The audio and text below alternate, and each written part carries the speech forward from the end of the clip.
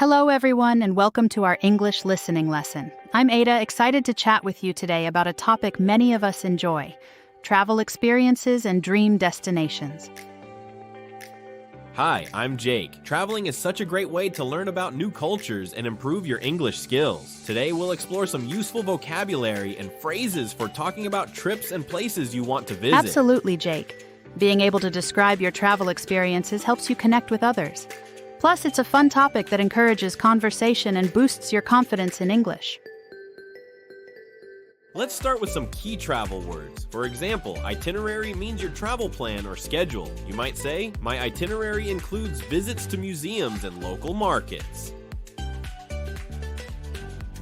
Great start, Jake. Another important phrase is off the beaten path. This means going to places that are less popular or known to tourists. For instance, I love exploring places off the beaten path to see something unique. You can say, I've always dreamed of visiting Paris. The phrase, I've always dreamed of, is common and sounds natural.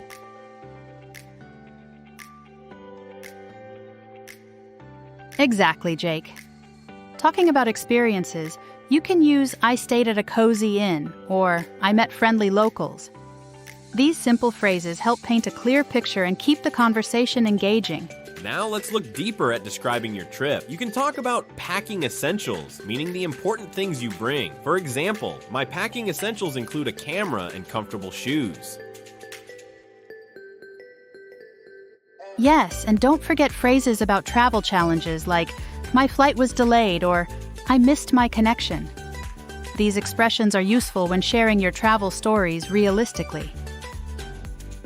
For sure, you can also use I went sightseeing to talk about visiting popular places. Another helpful phrase is I tried local food, which shows your interest in the culture.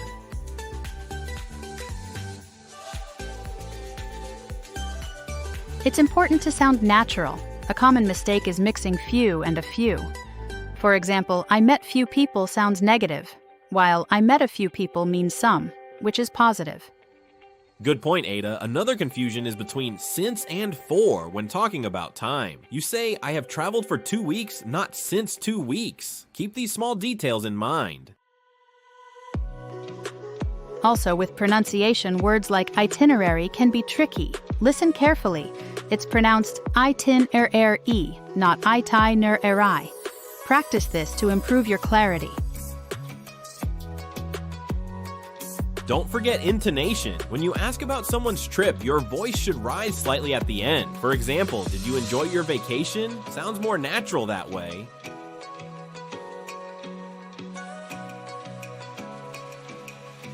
Here's a tip. Use context clues to understand new words.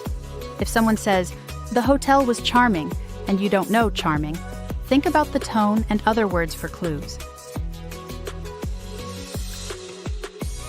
How about sharing a quick story? I once traveled to Japan and was amazed by the mix of tradition and technology. It made my experience unforgettable, teaching me new phrases every day.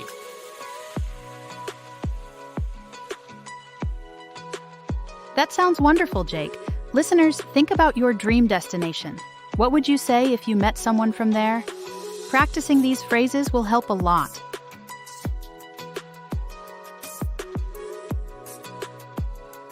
Remember cultural differences too. In some places, it's polite to greet with a bow. In others, a handshake or hug. Knowing these small details makes your travel conversations richer.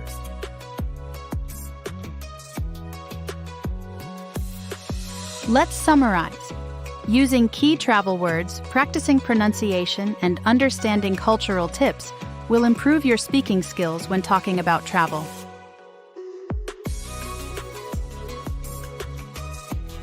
Keep practicing by sharing your own travel stories with friends or in English classes. It's a fun way to learn and gain confidence with every conversation. Thanks for joining us today. We hope you feel inspired to talk more about your travel experiences and dream destinations.